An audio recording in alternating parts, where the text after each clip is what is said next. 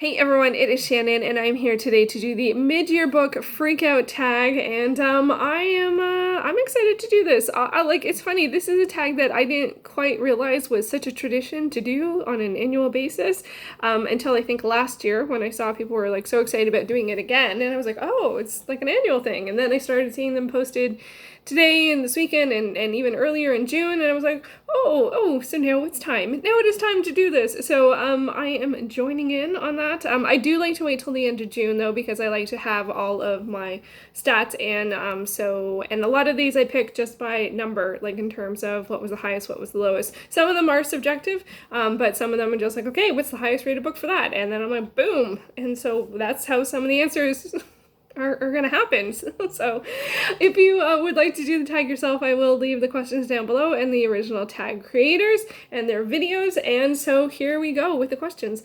So first up is the best book that you've read so far in 2020. I am actually just going with the highest rated, and it's a three-way tie. So some of the questions I don't have answers to, so that'll sort of even out with the more than one answer to things. So it's a three-way tie. There were three books that I read this year that I gave 9.5 to. The first is More Than Enough by Elaine Welteroth, and claiming space for who you are no matter what they say. I listened to this on audiobook. It is narrated by Elaine Welteroth, and she is a magazine editor, and she talks about the story of her life and her interest in magazines and editorialness, and just so it's really inspiring, and just I really, really appreciated it. So that is the first book that I gave 9.5 to. I also gave 9.5 to A Fortune for Your Disaster by Hanif Abdurraqib, and this is a poetry collection. I've talked about this one several times before. It really had a strong impact on me. I also listened to this on audiobook, and it is narrated by the author, and it is just formidable, like just absolutely formidable. I plan on reading all of his work. So those were two. And then the third is Hidden Nature by Ellis Fowler, A Voyage of Discovery. This is a nonfiction book. Wow, that's two nonfiction and one poetry. Interesting. And this I actually won in a giveaway from Mel's Bookland Adventure from a couple of years ago. And it follows a woman who is having some challenges in her life, and she decides to, is it kayak or canoe? Kayak. She gets an inflatable kayak to explore Birmingham's canal network. And it was amazing. Absolutely amazing. So those are my three top picks for 2020 so far. Number 2, the best sequel that you have read so far. And again, I went numerical. So I actually went with the second book in a series as opposed to anything but the first or the finale, because I always think the second book is a sequel. That's carryover weirdness from film. It's like the second film is always the sequel, and then after that it's not a sequel, it's more films. I don't know if they have a word for that, but it's more films. So these two sequels I gave 8.5 to. First is Battle Angel Alita, Volume 2 by Yukito Kishiro. I think I'm saying that right. This is a cyberpunk manga, and I actually quite enjoyed the second one more than the first, which also sort of maybe or maybe not is necessary to qualify for this category. I'm familiar with it like a little bit. I forgot to turn my phone on. D&D. See if I can do that from here. So I really enjoyed it, and it is on D. Why is it making noises? Isn't that strange? Life is weird. So I apologize for that. Yeah, this was great. Cyberpunk. It was interesting to see too. This is written in the 90s, I think, and it has a very different style. Even you can just tell by her hair and head shape and body shape. It's very different than a lot of the more recent manga, at least that I've been reading. And I'm really looking forward to continuing the series, but unfortunately I read this through Overdrive and they don't have volume 3 or 8 digitally for some reason.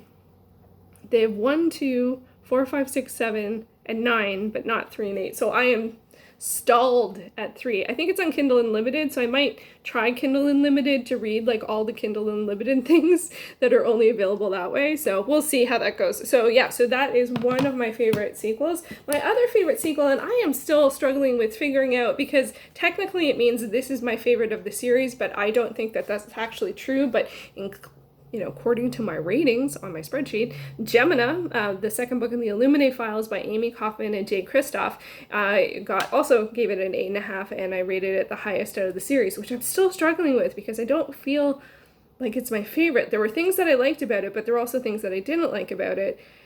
Not super strongly, just like I was like things I foresaw, and I felt like that didn't happen as much in the first one. So I was like, oh, but there's some really awesome stuff and really awesome characters in this one. So Gemina by Amy Kaufman and Jane Kristoff. Okay, number 3, a new release you haven't read yet but want to. This one I actually just left the same answer in my little keep document from last year because it is the same book. Storm Cursed by Patricia Briggs. I think this is the 11th book in the Mercy Thompson series. I got a little stalled in the series. It's an urban fantasy series. And I was a little surprised. I didn't anticipate it to go past 10 books, and so I think this is the 11th book. And so I feel like if it's going to go on indefinitely, I wasn't totally sure that I wanted to go along for the ride, but I have enjoyed the books. I do find them a bit challenging in different ways. But I really enjoy the series. And it's one of those series, it's like, you're already like, I'm 10 out of 11 books in. I don't know if there's a 12th one out. And I kind of feel like I should just read it and stay up to date as opposed to let it like get behind, right? Like I should just read it. And I do love the character of Mercy like so much. So yeah, so that's the one from last year that I haven't read still. Got a long TBR. Okay, number 8, the biggest disappointment. I'm actually going to say The Time Traveler's Wife by Audrey Niffenegger. I think I usually just skip this one because I don't like to talk badly about things. But it's a disappointment, which just means it doesn't meet expectations, I guess. I ended up DNFing this. This is the only DNF I've had of this year so far. I found it really there's some titles that are so popular that sometimes I find it like that there's an extra weight to them if you don't like them. And there's nothing wrong with having a different opinion. I'm totally cool with that. But sometimes I struggle with it, like, what is everyone seeing in this that I'm missing kind of thing, right? But eventually this one came down to, there was a couple things, they're kind of spoilery, so maybe I won't say, but there was one thing in it that I'm like, okay, I don't like romance that has this in it, and there was also some things like that, how some people were treated or addressed, or terms or opinions that I feel were outdated. Like if this was written now, you would not say that in that way. And I felt like I don't want to read a book that has that in that. It's outdated and we're better than that. So that was actually what made me stop reading the book. It was a bit of a derogatory statement, and I'm like, no, I'm done. I don't have time for that. So, now it feels weird not to say what it was, but anyway, if you want to know what it is, leave a comment and I'll say it. I have it highlighted on my Kindle and I'm just like, no. So anyway, so that was my biggest disappointment, and which is like, I had been reading it the year before, but I finally ended up deciding to DNF it this year. So I'm actually happy that I decided to DNF it, but sometimes it's just like, it's frustrating when it seems like everyone likes something and you don't. But it's also true to, and important to, hold true to your own opinion. So for me, I needed to sort out, okay, where's going to be the breaking point here? And I'm like, that's the breaking point. So there you go. Number 6, the biggest surprise of the year. I actually just wrote, and this is in the context of super recent, but just like authors being horrible, like Twitter last week, was just... it's good to know, but wow, I think there were some surprises for sure. I'm not going to go into the details. I actually couldn't even figure out all of the details of what's going on. There's, of course, the really, really, really, really big franchise writer situation, but there was a bunch of in the sci-fi fantasy community stuff that was and now this will go up next week, so came out in like late June on Twitter and on Facebook, and I was just like so that was a surprise, and so but not a happy one. On a happy surprise, I would say the manga series Descending Stories, which I can't find a cover that has it in English. So this one is a historical-ish manga. It's the first josei title that I have read. I realized I hadn't read any, so I started looking at some lists to get some suggestions. And this one follows a young guy that gets out of prison, and then he wants to mentor with someone who does a particular style of performing art, storytelling. It's like a solo performance kind of thing where you do all of the characters and stuff. And so he tries to have a mentor agree to let him be an apprentice. And I think I'm 5 volumes in. I've read everything that's available digitally, so I'm going to have to wait till I can get to the physical library for the rest of it. It's a really, really wonderful story. I really like the characters. There's lots of complex relationships, and it reminds me, yet again, that I love stories that are about the performing arts. And this is a performing art I had never heard of before. Like, one-person show, of course, like, yeah, but it's a particular art form, and I really appreciate that. Not all the characters are that likable, so that's a bit of a barrier, but generally speaking, I was happy that, like trying intentionally to find some josei titles worked out well, so because I read all that was available for this one, and I'm still going to work on that. I haven't worked on it for a bit. I sort of go in and out of research mode for different things, so if you have any josei recommendations, please let me know, and because that was a really wonderful surprise. Number 7, a new to you author, or favorite new author. Now, this is an author that I read a bunch of last year, and then I finished off this particular series this year, and that's Ursula Vernon, who writes the Dragon Breath series. So this is book, I'm not sure if it's 3 or 4, Attack of the Ninja Frogs. Now, this is obviously a kid's series, and it follows Danny the Dragon, or Danny Dragon Breath. He is a dragon, and he has a friend, Wendell, who's an iguana, and they go on lots of different adventures and get into shenanigans, as you can see, because there's ninja frogs. There's ninja frogs, there's one with a haunted house, and these are really, really wonderful stories. They're illustrated works. They're not graphic novels. It's text, a lot of text, and then lots of illustrations, often in a 2 to 3 color color story, where there's always green and black and white, and then usually one color as a highlight kind of thing. So obviously red here for the ninja-ness. So I finished off this series this year. It's one of the few series I finished this year, and I kind of was like just not reading them too fast because I really just love the friendships in them, and Danny is so enthusiastic, and Wendell is the one that's like, no, we're not going to do that. We're going to get a cold if we go there, or I'm going to lose my whatever. Like, he's the bit of, I can't, there's like a term for that kind of character, killjoy kind of, not quite, not sort of, almost. Anyway, so and I know that Ursula Vernon has another series. Oh, I can't remember. It's something hamster, and I'm not sure. I think it might be a pseudonym, and I think they might also write novels, so I need to check that out. I think that's true. I think Maya mentioned that at some point, so I want to check that out, because these are obviously kids' books, and I'm really a Hamster Princess, I think. But then I think also they write adult novels, so that's something for me to check out. This is like my half to-do list.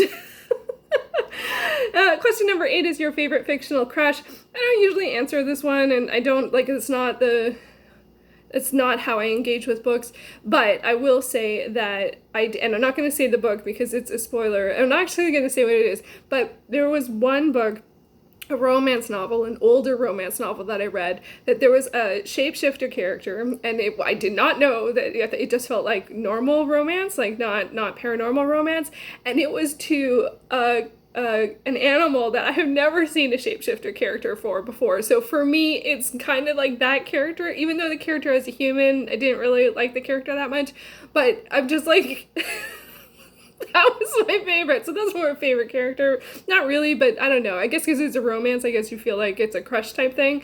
I wouldn't be crushing on that character because no, but like shapeshifter, like it was just, Yeah, it was great. It was really great. I wasn't expecting it at all. It was one of my favorite romances I've read this year because it was just so over the top and I wasn't expecting it. But it was problematic in other elements. So anyway, number 9, your favorite, your newest favorite character. I will have to say Aiden. And that's all I'm going to say, Aiden. Definitely. Then the next question is a book that made you cry. Clap When You Land by Elizabeth Acevedo. I have a feeling any of Elizabeth Acevedo's works will make me cry because I'm pretty sure I cried in the Poedex as well.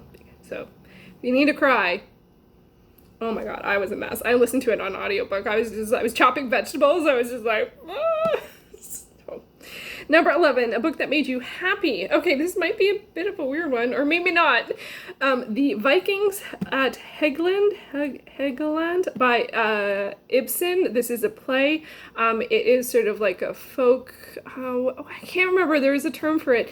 It's done in verse, and it's a small cast of characters, a woman who lives on an island and is grown up with very few people, and she's grown up hearing the stories of the Vikings, and then one day the Vikings arrive and she's like very excited about it, and there's and it's also got lots of great plot development and misdirections and, you know, interesting characters and big moments and stuff like that. So this is definitely there isn't tons of fighting, so this is a bit misleading. This looks like a Viking, but it's more of a family story, and I really enjoyed it. I'm working my way through the plays of Ibsen, and I just started at the beginning, and this is one of the earlier ones, and it just really, I just like Vikings. I just do. It's just the truth.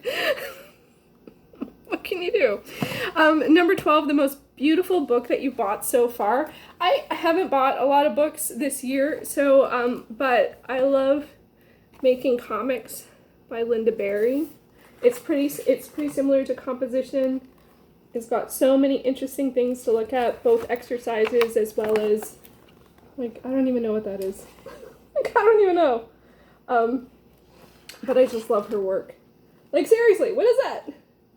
It's awesome. That's what it is. So that counts. And then also I did get the entire physical editions for the Illuminae series. And these ones are a collection of documents, and it's worth reading in physical format. I did try and read it digitally, totally didn't work. Just at least not on my tablet. So I don't know if I would say that they're beautiful, but they're definitely unique and awesome. So, but I didn't get any art books this year because Corona. So, number 13, what books do you need to read by the end of the year? Like, all of them. All of them. According to my spreadsheet of all of the different projects that I'm working on, to successfully complete all of them, it's in the realm of like 500 titles, which I'm obviously not going to do. Often that can represent more than one thing. Like if I read a book that hits a lot of different projects, one book could equal 4.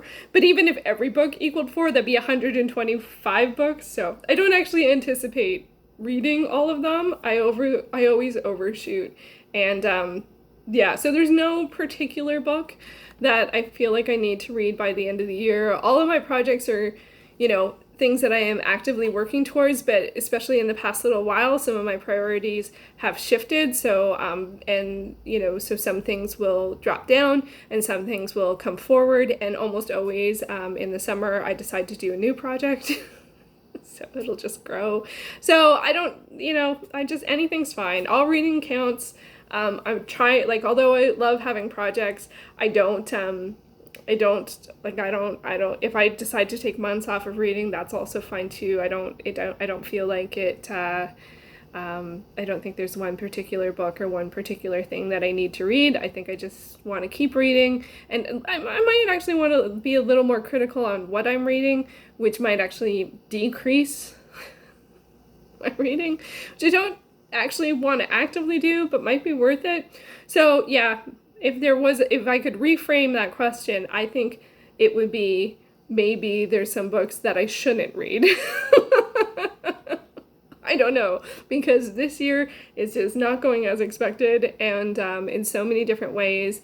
but I think that just shows that there is room for change, and that often it's more important to reframe than just go along as things were, because maybe things weren't so awesome. So I'm getting a little meta here, but I do think it's true that it's I can often get stuck on sticking to the project because I said I was going to do the project, but sometimes it's really important to reassess if the project is going to get you where you want to go and is important. So anyway, there's a little philosophy at the end of the video.